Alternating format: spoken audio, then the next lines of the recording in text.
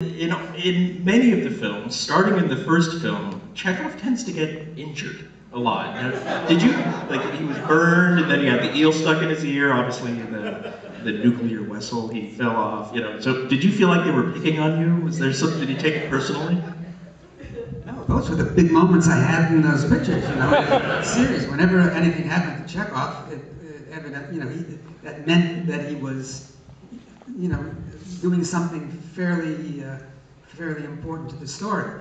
I wasn't screaming in the background, I was in the foreground, I was screaming. So, and of course the reason for that is, people get typecast, or actors get typecast, or characters get typecast maybe, for various reasons. In my case, I think that the reason why in the series, the first time I screamed was, it was more acceptable for a young officer to express that kind of vulnerability, and not as unbecoming as it would have been for somebody who is more mature and who had, had been in the service for a while. So when I think the first time was in Deadly Years, television episode, Chekhov turns and sees an old person and screams.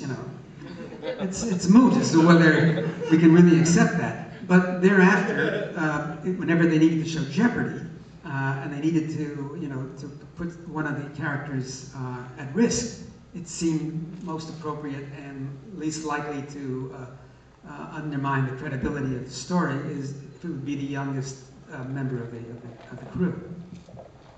I don't know if I answered the question, but I answered some question. Yeah, it's good enough. But even though you were the youngest member of the crew, and you joined in the second season, you're also a student of Star Trek, and I understand for the second film, you did a kind of Trekkie pass on the script to kind of make sure it fit within Star Trek. Obviously, it was Harv Bennett and Nick Meyer's first time with the Star Trek movie. Can you tell us how that came about, that you were doing that? I read the script, and this was one of the early drafts, and I saw that they had Spock dying in the second act, and in a 3-act film.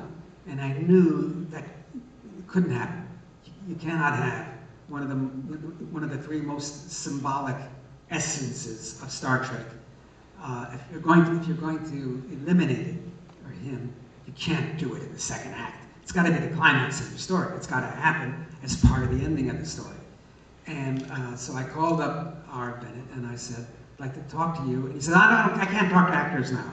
And I said, well, I'm not calling about acting, I'm calling about your script. So he had me in, and I sat down with him and his producer, Bob Sallin.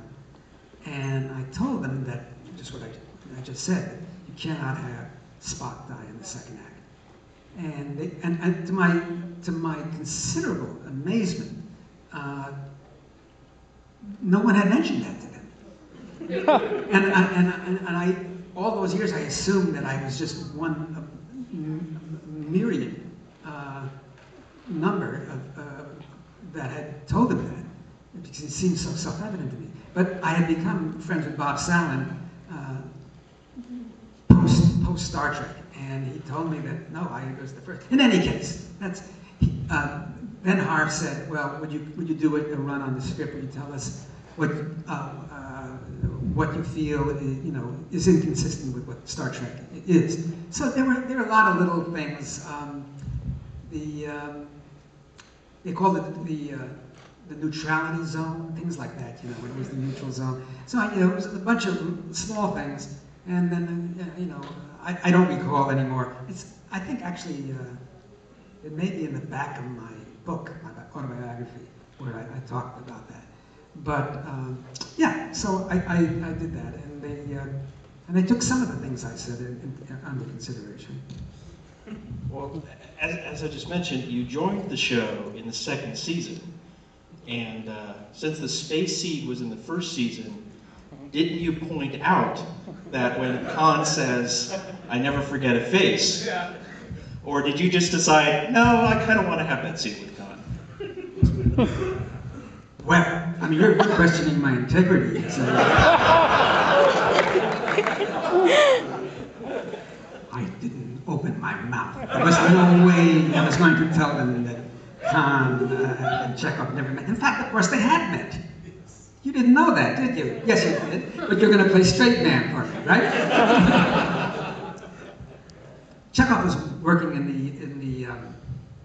the third deck behind the boiler room, and was very ill with a condition called Malakovsky's malady, which was kind of a 23rd century version of Montezuma's revenge.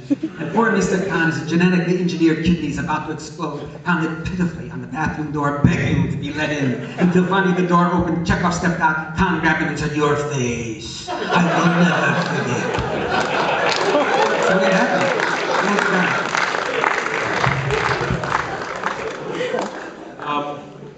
Let's zoom up to 2009. I understand you had a chance to visit the set of the Star Trek movie, J.J. Abrams' Star Trek movie, and meet with Anton Yelchin. I think it's really interesting when you look at Anton and Simon Pegg. Both of them were affecting an accent that was made originally by a North American actor. So yourself, you were doing a Russian accent, James Doohan who's a Canadian, was doing a Scottish accent. Simon decided to change the accent up and actually make it a bit more the genuine Scots accent. His wife is Scottish, and the second director is Scottish, and so they kind of coached him to get pure Scots right. Anton, who's born in Russia and speaks perfect Russian, decided to go with the Koenig and to, as he explained it, he says, "I wanted to emulate Walter and respect Walter," and he called it kind of a Cold War, 60s era accent. So what did you think of that approach, and did you talk to him about that at all when you were on the set?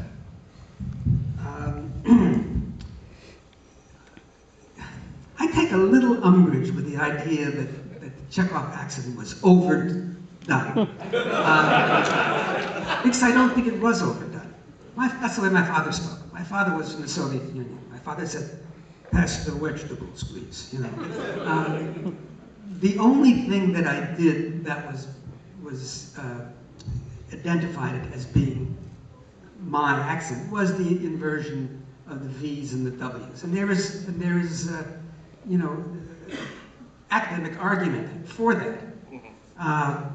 Because there is no W in the Russian language. There's a confusion, and so sometimes people will use the V when they should be using a W, and W when they should be using a V. And I know, as I say, from my own experience, that my father spoke that way. I don't really know why Anton, I know why he did it, but it could have been more thought. The problem with my accent was not that the V's and the W's. It's just that it didn't have the melody. It didn't have the Russian melody, which is up and down and sort of like this. It was very straightforward, and I just accented the words. Now, with Anton's background, I think he could have, I know he could have done it and sounded more authentically Russian on that level, on that rhythm, melody level. It's very sweet that he, was paying homage.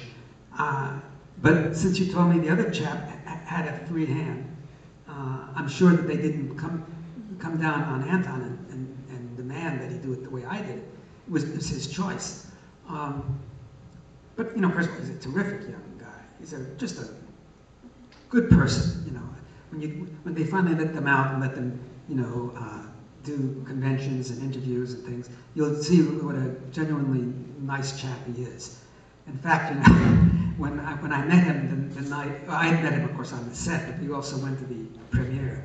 And we went to a big party afterwards, and I sought him out to congratulate him on the film. And the very first words he said to me were, "Walter, I've got my own action figure." That's how ingenuous it is, and it's straightforward. Very nice chap, very nice chap. He's got charm and personality, and he's a terrific performer. I've seen him in other things. So if they give him, the opportunity and they expand the role, I think he'll become a favorite of the fans in the years to come.